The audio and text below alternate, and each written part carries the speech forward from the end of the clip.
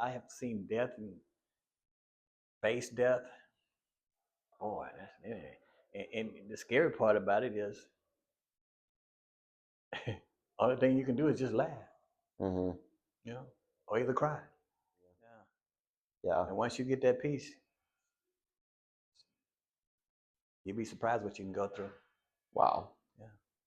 Yeah. Just like everybody out, oh, the world's going to end. God is coming. Oh, God's already here. That's what y'all don't know. Oh, yeah.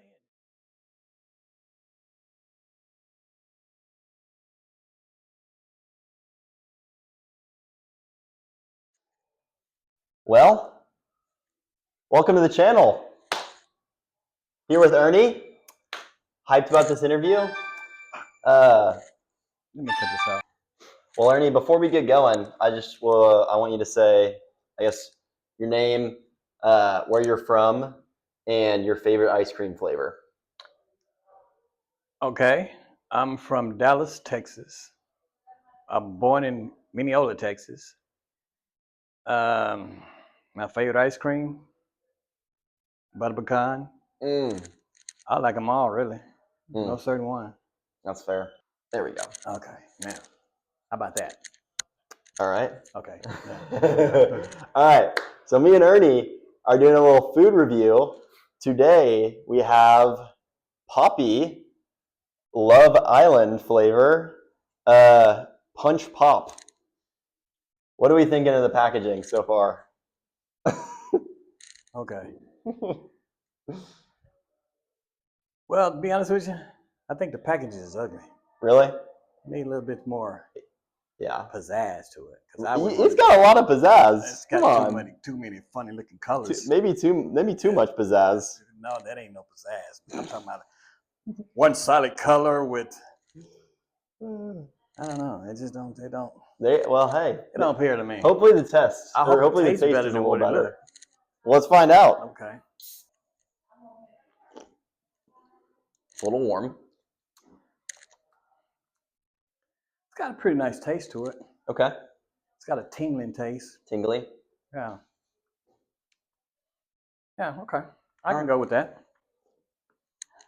1 to 10, what are we rating it? A 10. Really? Yeah. It's got a good taste to it. I'd say... What do you say? I'm not going to lie. Maybe a 7. A 7? Yeah. It don't taste good to you, huh? I think it would be an 8 if it was cold. But it's pretty good. Yes, it's good. And you're right. It might be better when it's cold. But right now it's hot, and it has a tingle. Yeah. And the after effect. Aftertaste. Yep. Taste it. Okay. All right. I ain't gonna drink it though, but go ahead. You're welcome to drink it anytime throughout the interview. I don't know about that one, but okay, let's come on. All right. Where's the coolest place you've ever been in the world? The coolest place I've ever been in the world. It would be Georgia. Okay. Augusta, Georgia. Then after that, it would be Little Rock, Arkansas. Okay. Yeah. Augusta was pretty nice. You could stand on one side you stand on this side, maybe down there somewhere and take a rock and throw it. You can outrun the rock, but it was nice. It was small country. It wasn't noisy. Did you live there? Yeah, I stayed there for like 4 years. Okay. Enjoyed it. Was that your favorite point in your life? Living there? Living there, yeah. Yeah, it was beautiful. It was beautiful. The scenery was lovely, You didn't see a whole lot of people walking around. You didn't see a bunch of cars going beep, beep, bump, bump, and all that. But it was nice. I loved it. Yeah. So, the next question I'll ask you, getting a little more serious with the questions. So, kind of what we do on this channel, I get to interview people who get to share their stories and kind of have a platform to say that to the public. So, the first question I'll ask you is, tell me about a time in your life where you felt completely hopeless. A time in my life where I felt completely hopeless. Well, that started back when I think I was in my 50s, 58, something like that. I had my open heart surgery. I had to I was by myself, Mm-hmm. you know, and having that surgery and being by myself, it was scary, it was lonely, it was frustrating, you know, but I got over it. I had God, so I'm good. But that was the only time. Mm-hmm. The rest of the time, it's been a smooth sailing or just being to myself, Yeah. doing what I got to do. You know, Yeah. yeah. Are you married, Ernie? That's a good question. I don't know if I'm married or not married Okay. because I haven't seen my so-called wife. I ain't seen her since God knows when, man. Wow. Yeah, I think when last time I seen her, I was in the hospital. Okay. For your open heart surgery? Yeah, Okay. I seen her one time. And that was when you were 50, 58. 58. And now, how old are you? I'm 69. I would have guessed 45. Really? So, yeah. Really? Yeah. You do look really young. Wow. Yeah. Thank you. You do not look like you're 69. I'm 69. That's crazy. Yeah. So you're married. You don't know if you're married or not. I don't know if I'm married or not. I just, like I said, it's been a long time, and I ain't seen her since she came to see me in the hospital, Okay. and that was it. Wow. Well, no, I take that back. I seen her one time. I had took some papers to her for her to sign, Okay. and that was over in South Dallas at the hamburger joint. But after that, I ain't seen her no more. Wow. See pictures of her. That's about it. On Facebook. You know. Are y'all divorced? You know what? I don't even know. I hope so. I really do. I really hope so because that's been a long time, man. Yeah. It's been a long time. And, being a long time without somebody and you're supposed to be married to that person, what's the purpose of getting married? And then you separate. You gone and here, you over here and I'm over here. And I don't see you and you don't see me. Mm-hmm. So, that's a big no-no. Yeah. In God's eyesight, that's a great big no-no. Mm. So we have to, I would like to find out though. I really would. If you're looking, tell me and let me know. But yeah, I would like to find out, man. Yeah. Yeah. Tell me the story of how you got to the shelter. How I got in the shelter. Well, this time, the first time I got in the shelter, I came out the hospital. And I was staying in Dallas once again. And at that time, I really didn't want to stay with anybody. I didn't want to stay with no relatives or nothing like that because, when the time you stay with relatives, it's always something. It's, you got this, they put it in you here and they put it in you there. So I decided to come over here and stay in the shelter. But that's the first time. The second time, which is now, I was staying in a house over there in Dallas. The people sold the house. They sold the house, and it was like a last minute thing. They wanted me to get out. Gave me like what, 10 days to get out, and I'm like, 10 days? Come on, man, that's too short. I accumulated all this stuff after 3 years. Yeah. So then they turn around, change and say, well, I'm going to sign this contract that'll give you a little more time. I'm saying to myself, okay, well, do I look like really foo-foo with somebody? But make a long story short, you're supposed to have 30 days. I didn't get 30 days. I got a short notice. I got pushed out. You just pushed me out in the streets. So I came here because I know here I could get things done a little bit faster, a little bit easier, But I have to stay on I have to stay on the routine. Well, no, that's not what I want to say. I have to stay on the level where that I have to stay focused, And with me staying focused and knowing what I have to do to get a little bit further, I can do it. Yeah. I'm not out here bullshitting around. Oh, can we say that on? Yeah, you're good. Okay. Well, I'm not out here bullshitting around, So I didn't like it. I didn't like it at all. I didn't like the way they did it. I didn't like how I got pushed out. in the streets, you know. And I guess they call this being funny, or they sure didn't do it they didn't go by the law. Mm-hmm. At first, it was kind of scary because I didn't have anywhere to go, and at the time I wasn't thinking about here. Then it dawned on me, okay, hey, let's go back to forward, back to the shelter that we once started from. Because sometimes we have to go back where we started from, Mm-hmm. in order to accumulate, in order to be successful in what we're trying to do. Mm-hmm. So I came back here because I knew that if I stay focused, I can move on. And my goal is to be able to do practically any and everything I want to do in this world before my time is up. And what's that? What do you want to do? I can do everything else. I can cook, I can sew, I can iron, I can do carpenter work, I can do electricity, I can do plumbing. Only thing I can't do is fly a plane, and I need to learn how to fly a plane. And you're going to learn how to do I'm that. learn how to fly a plane. And then if it comes to that, I would like to go to the moon. Okay. At the age I am, I would like to go to the moon. Yeah. But I want to do something constructive, not inconstructive. Yeah. So I have to stay focused. So if you could go to the moon, what would be like your item that you would leave there? Kind of like some people like plant a flag, or no. What would you put there? Oh no, I wouldn't put no flag.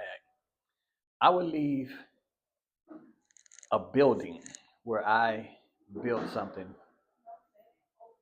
design it, made it look nice on the inside and the outside, and then leave. Like what would you put in the building? It would be mostly computers or plants. Just make it look nice, like home. Make it look like a home. Make it look homey. Yeah. Make it look right. Yeah. I like that. Yeah. Would you live there? Oh yeah. Get away from. Oh yeah. Get off this. Oh yeah. Yes, I would, man, because it's peace and quiet.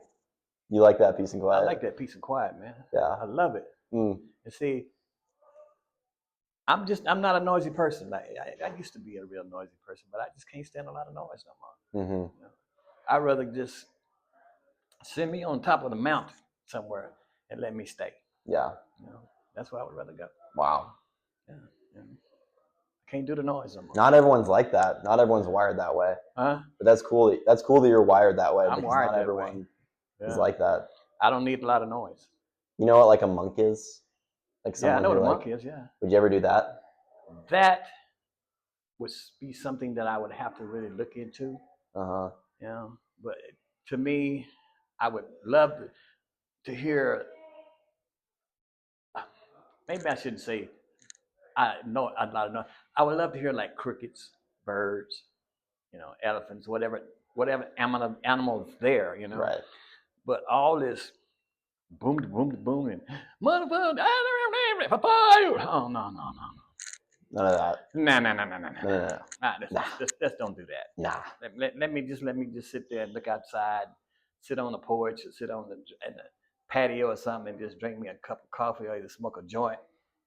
Just sitting on the patio. Yeah, and just relax, man. Where would you want to do that? Would you want to go back to Georgia? I would love to go back to Georgia. I really would. I would love to go back to Georgia. I would love to find me a place. If I don't go back to Georgia, here, I would love to find me a place, a quiet place, a peaceful place where there's not a lot of noise. Where if I wanted to go sit on my patio, I could go sit on the patio, listen to my jazz, listen to some nice music, smoke me a good blunt. I don't do blunts. Cancel that. Smoke some weed, a joint, and just listen to my music, man. Without all the hassle and riffraff and I think the older you get, the more you just don't feel like hearing a lot of noise. I think that's what happened to me. Yeah. I used to be around a lot of noise. Partying, chasing women's. When was that? How old were you? Man, I was in my 20s then. Loved to dance. Stayed in the clubs. The music was loud. Bloom, bloom, bloom, bloom. You come out, you got earaches. You smelling like smoke. You're stinking. Mm-hmm. So, I got tired of all that. Mm-hmm. I didn't want to do all that anymore. So now I'm more peaceful. I have a lot of peace with myself. Wow. And in order to have peace with yourself, you got to get away from a lot of stuff I don't want to say stuff. You got to get away from a lot of noise, a lot of shit that's gonna keep you going down, and I don't need that. I had that in my life. I even just being with women, I had women they just want to take you down, get what they can get, and then they gone. Mm-hmm. So my thing now is, hey, I'm like a dog. I'm gonna holler. Mm. You hit me, I'm gonna holler. So I rather just stay to myself. You know, listen to my soft music. You know, chill out, Just relax. just relax, man. Man, a lot of people don't have that kind of peace and quiet in their life, or even like in their minds. Yeah. A lot of people. What would you say, like, your biggest advice to people who have a mind that's just full of a lot of noise? Like, what would your advice be to just kind of calm your mind? First, they got to find peace with themselves and God. Only way, now, me, myself, the way I found it, I went to the country. Mm-hmm. I went to where there was no noise. I walked down the country roads at night and in day. Took me long hikes. Just all you hear was crickets, probably a cow or a horse every now and then. But when I found that peace, I knew I found it because I felt it. I felt different. I felt more relaxed with myself. I didn't get angry like I used to. I used to get angry, man. I used to get angry about a whole lot of shit. Mm-hmm. Anger. Man, I don't need that fucking anger. Mm-hmm. I need peace of mind. I need a peace of mind.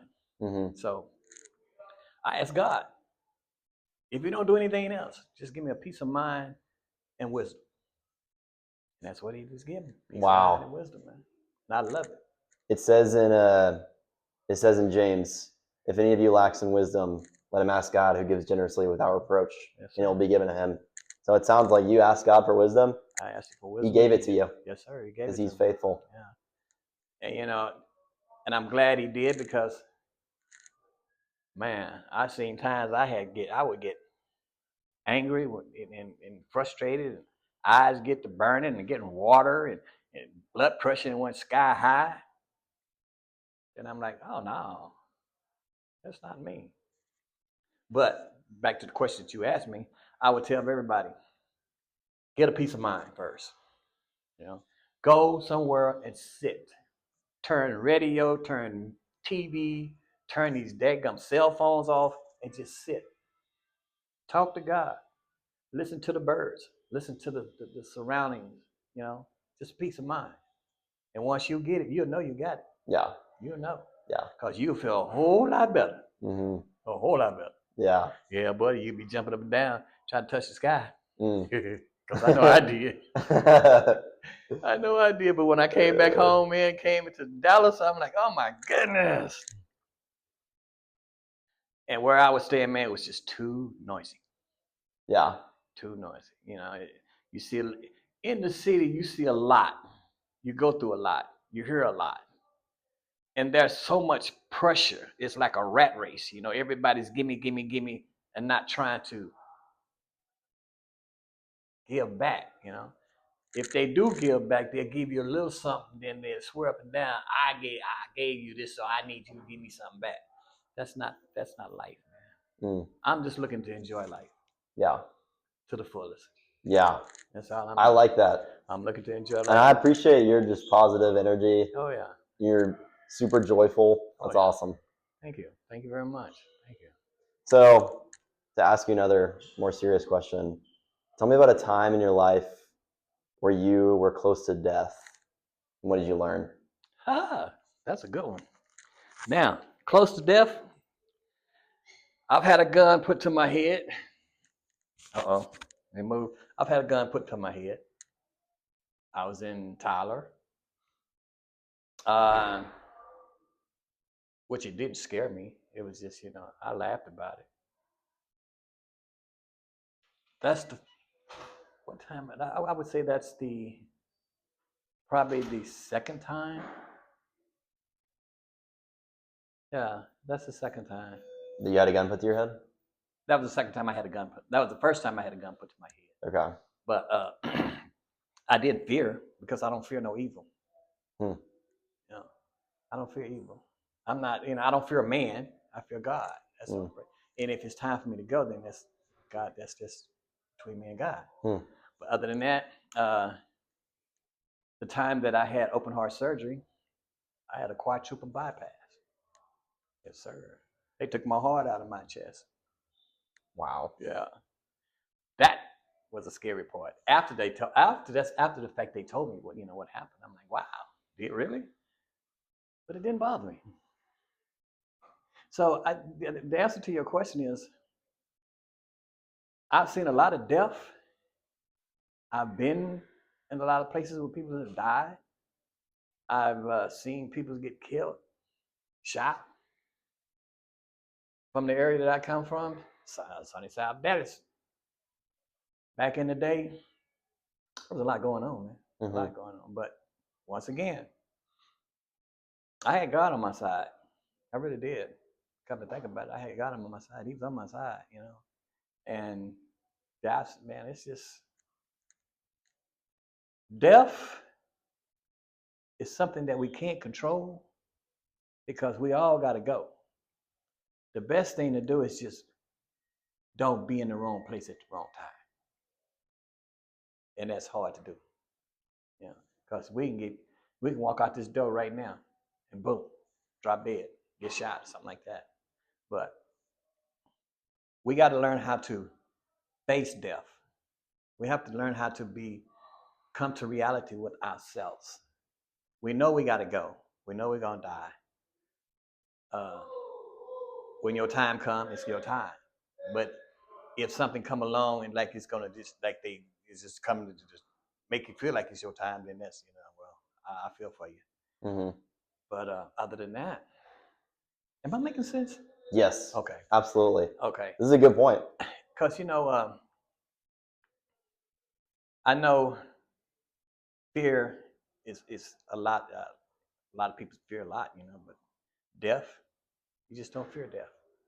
You just your time is coming soon. So when it comes, you got to be ready. Or if you're not ready, well, you just know that's your time.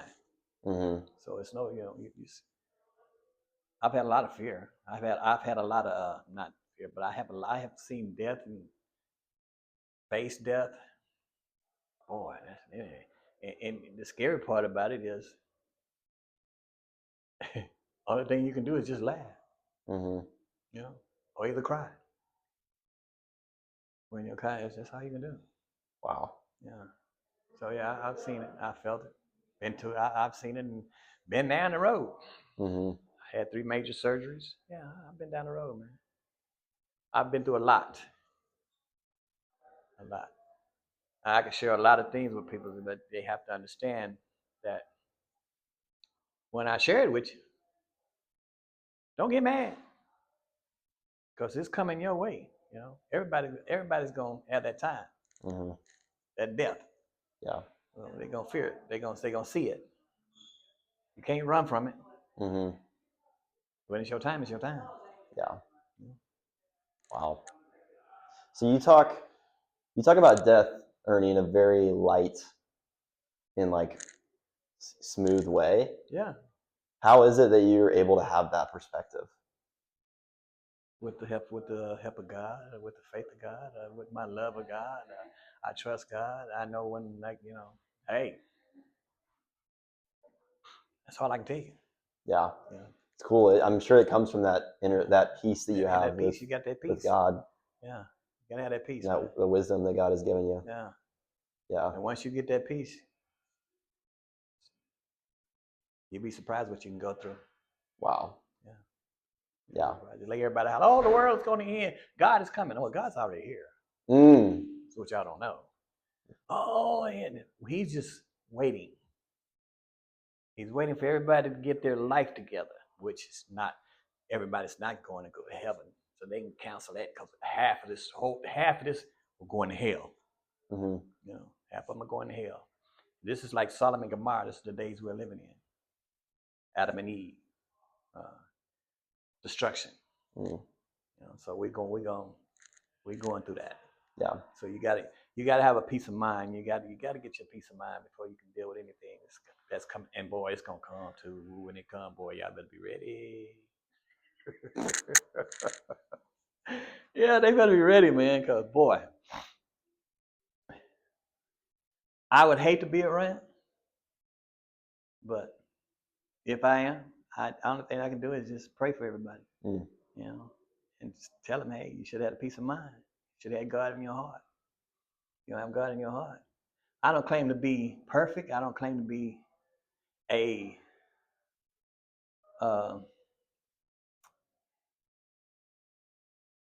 I don't claim to be a Christian. I don't claim to be all these other denominations. All I can say, I'm a child of God. That's all. Wow. Child of God. Just here to help one another and give what I can give and get on. Yeah. That's all I can do. Wow. Yeah. That's super cool, Ernie. I appreciate your perspective. Okay. It's really Yeah, cool to hear. you ain't shitting me, are you? No. Oh, okay. Seriously, Seriously. you're a wise guy. Yeah, thank you. What's one misconception that most people have about homelessness that isn't true? Well,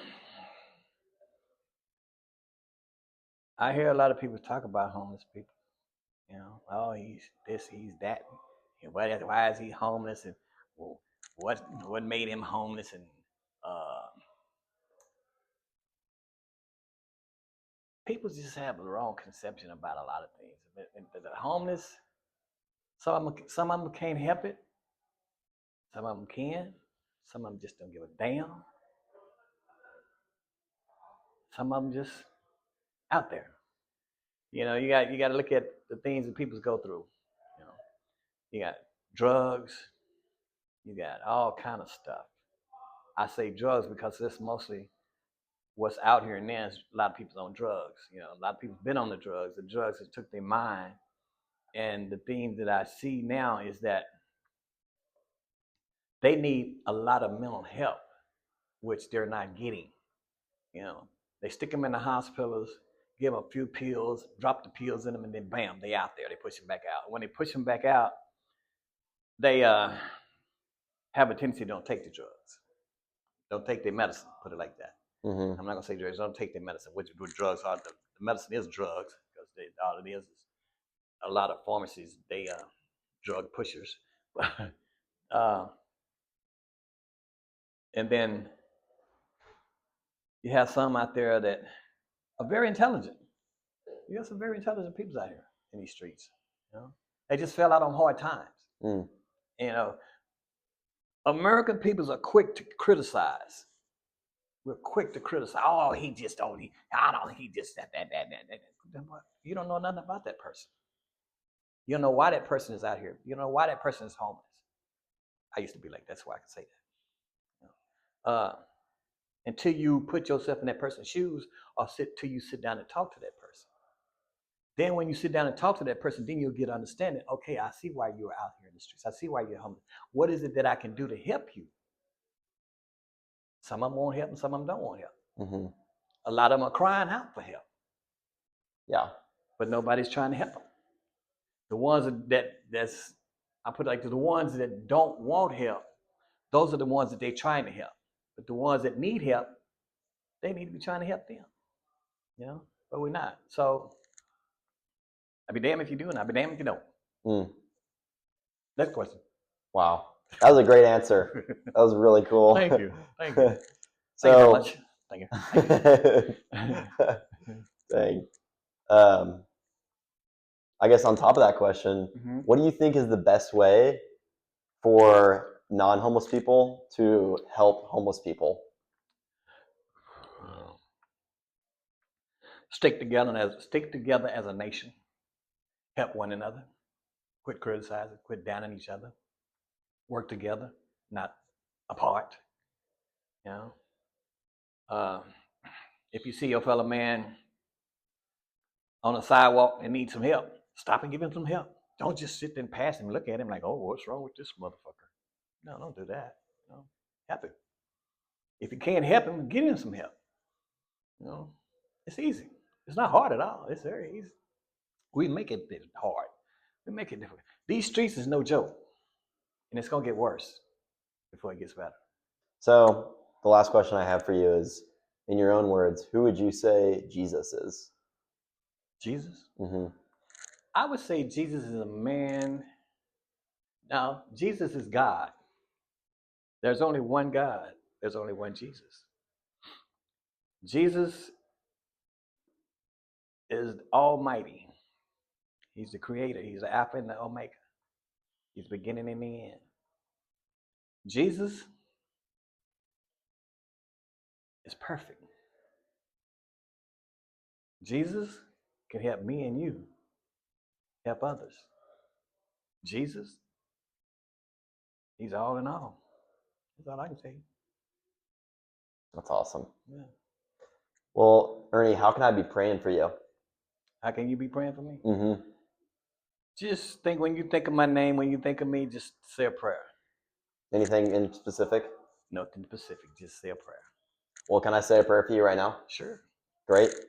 Lord, thank you for my friend Ernie and that we got to hear his story and his wisdom. Thank you for the wisdom you've given him.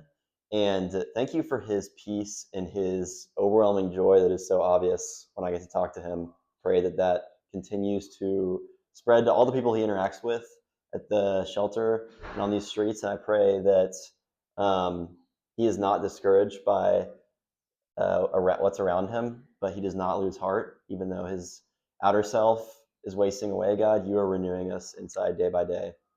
So thank you for Ernie. Thank you for his willingness to come on my channel. We love you, Jesus. It's in your name I pray. Amen. Amen. Great. Well, Ernie, thanks for being on the channel. All right. I appreciate it. You did a great job. Thank you. Thank you. And I hope to see you again. You'll see me floating around here somewhere. Bye. Yes, hi. Yeah. Mm. Oh, it's hot, man. It's hot. So, excuse me. Boy, that's good, huh?